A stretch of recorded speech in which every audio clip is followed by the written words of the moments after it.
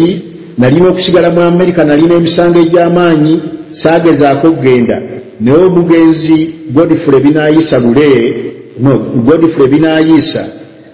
namuyamba agende mu conference eyo nga dina proposal ze nayagala asseeyo ng'emu ku zo ya national service eri omwana yenna omuwala n'omulenzi amaliriza senior 4 mu biseera ebyo kaakati oyinza okwogera ku senior 6 ky'omwana yenna amaliriza asaana okugenda mu magye ayige ebyokwerinda akole emirimu egikulaakulanya eggwanga okumala emyaka 2 oba 3 oluvannyuma lw'ekyo afune free education yonna gy'ayagala naye ng'ekigendererwa kuba oyogera ku mwaka 1979 nti abaana abo banaagenda bagraduatinga eno emmundu gye batusongamu ejja kubanga tekyalina makulu kuba buli mwana amaze senior 4 aba asobola okugjako emmundu eyo senga oba ogiyisiza bubi kaakati ezo z'ensonga ezimu abamu ezaabatwalira okulaba nti Godfrey Binaayisa tayingira mu lukiiko olwo. Museveni agamba nti Milton Obote yali alowoleza mu kufuga ggwanga nga yeeyambisa amajwi ag'abasajja ab'engulu n'olwekyo batayinza kukkiriza muntu yenna kuyingiza b'amagye balala mu ggye lya Uganda nti era eyo y'ensonga lwaki bwe baali bayingira mu Buganda tebaali kuluutinga basirikale oyita Ojjoko yagenda ngulu n'alikuluutinga bakyolina balango. Museveni atugamba nti ekyali ekigendererwa ky'Obote ng'amanyi nti alina kufuga nga yeeyambisa Mundu. Naye Museveni yennyini bw'awandiika ekitabo kye agamba nti olutalo lwa Idi Amin we lwaggweera olw'oggoba Idi Amin lwaggweera ng'alina abasirikale baali kuluutinze 9 era kimanyiddwa nti ebiseera bwe yabeeranga minisita wa defense eri yali mu kuluutinga bantu n'agamba nti gye twayitira bwe kiba nti gye mwayitira n'olwekyo olina abasirikale 9 abayitira mu Buganda abayitira e Masaka ba Paulo Muwanga ba Samwiri Mugwisa omukulu Israel Mayengo lwaki bo tebakkirizibwa kulikuutinga basirikale. Naye ebyo nali ŋŋamba nze nti mu kifo ky'okuyiyayiyanga okupangapanga osseemu abasirikale ab'eggwanga lyo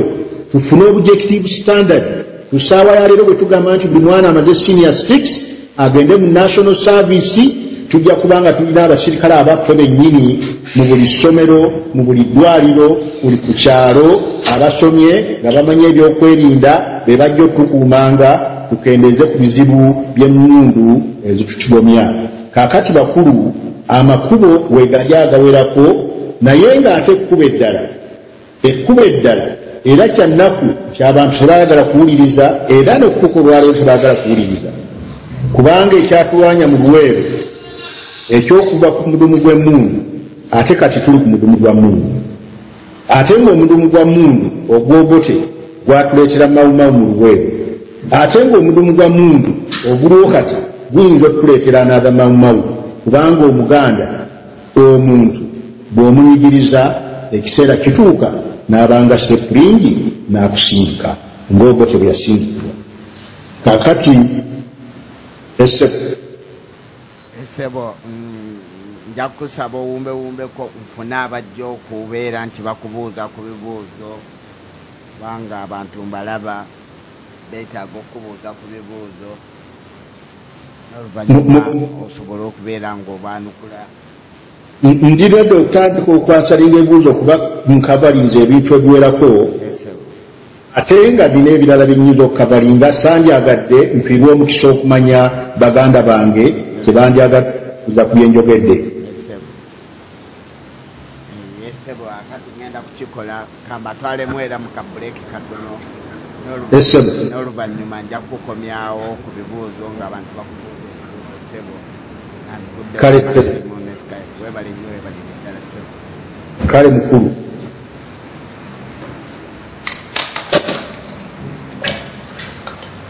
abatuuliriza kamba twaleko mu buleeke n'oluvannyuma abakubi b'amasimu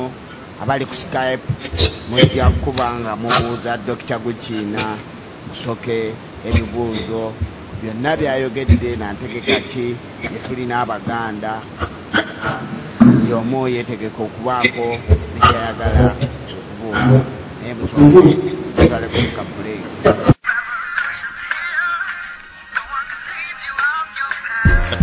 Baganda bange tukoye n'embeera,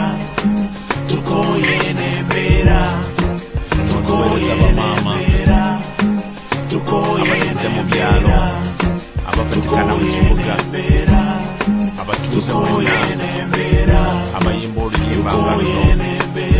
mumbozi ze munyumya enkyuka mu nkola bwe beenajja njagala okubeera mu kikoosi ky'abagikulembedde ogenda ku kkanisa osangeyo Katonda naye osangayo bulimba n'ababuulira mu bukodyo ebyobufuzi politiki saabimatira naye ebimumenya kuba abisangamu obukumpanya mu kiseera ky'okulonda obululu obuteekayo n'osuubira abulidde eggwanga lyaffe okulijja mu zo the city politician ekyalindira eddoboozi lyange lijja mu ngeri ya revolution soma amawulire gajjudde contradiction obulyako ebutaamye corruption ye fashion ministers eri omusanga talina nsonyi abaana babonaabona abagambo bamufa mufe osuubira ensi yaffe naye okukyuka bakwongera bikubuza mu bwongo bakukwate tukoye n'embeera, tukoye n'embeera, tukoye n'embeera, tukoye n'embeera, tukoye n'embeera, tukoye n'embeera, tukoye n'embeera, tukoye n'embeera. Eddoboozi ly'okuna mu bwongo ly'obuuza ku Yesu ne Sitaani obwavu neggeyeenaani akusibidde mu sitoole z'okugootaana okanudde n'abiri paka lw'ofuuse maasaana manye abamu abagenze mu ntaana nga bejjusa obutoogera bizibu byabassa bakomawo mu maloboozi mu ngeri y'emyoyo mu revelation okubikkulirwa ne bw'oba kasitiro oba kiggala oba muzibe eddoboozi lyogera oyimuke eno embeera bwere ng'omutuuze weefeeko kyawandiikibwa ne Mungu ayamba beeyamba bwetakola tolya mu Kampala emirimu jabbula obaawo otya teryamanyi teryafaayo kaseera keekano va ku situulu kw'otudde weebuza ebibuuzo by'okukujja mu mbeera Baganda bange tukoye n'embeera, tukoye n'embeera, tukoye n'embeera, tukoye n'embeera, naggulu tukoye Katanga Kawempe tukoye n'embeera, tukoye n'embeera, mu byalo tukoye buli bw'oyita mu Kampala bateekawo ebbaala omwenge kakodyo oleme kubaako ky'obuuza buza omutuuze yatamidde agudde mu nkonko omwenge bizibu mutabani nze byansukka teboola bannina okugwebekka ng'essuuka empewo y'ebigenda bijja ereme kunfuuwa ddala alaba atya ekitangaala batooto mu ggeto basangayo nga mafuta bageenuusa baziba ekibuuzo ng'ekyo kyebuuza ani alabirira nnamwandu atudde ku situwiiti n'enfunzi mu mikutu nakivuba abaana bakyatuula mu kusaba nkuze mmanyo bateeramu essaala oluusi mwana sitole zinyiiza zinkaabya nenjagala okubuuza twabaaki okuva mu koloniyo era ffe twafiirwa mu linnya lya demokrasi obutwa bukyatutta Baganda bange tukoye n'embeera, tukoye n'embeera, tukoye n'embeera, kano kaabatuuze tukoye n'embeera, ebintu bikyuke tukoye n'embeera, obwavu bukome tukoye n'embeera, endwadde ziveeko tukoye n'embeera, eddembe lijje tukoye n'embeera, entalo ziveewo abaana mu ggulu siraliyoni ddapo emirembe gijje essaala ya buli ayita mu bizibu kayimba kabuli gwe bikoonako mutuuza akategeera katuufu Attack Squad Babaluku Saba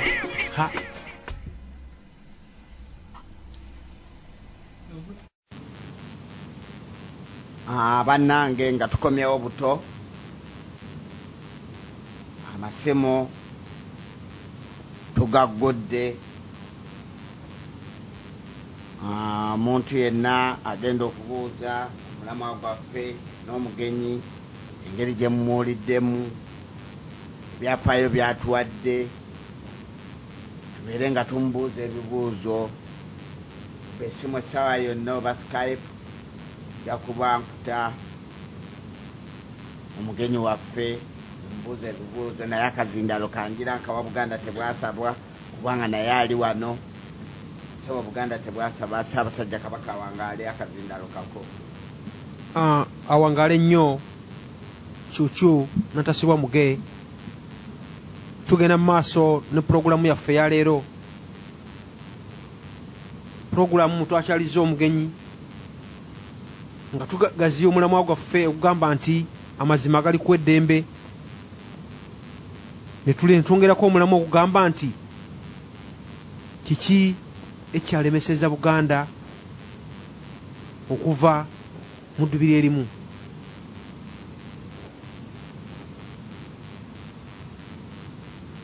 Tukyaziza omugenyi nga ye Dakitaali Gukiina Petero Omusoke nga asinzidde kuva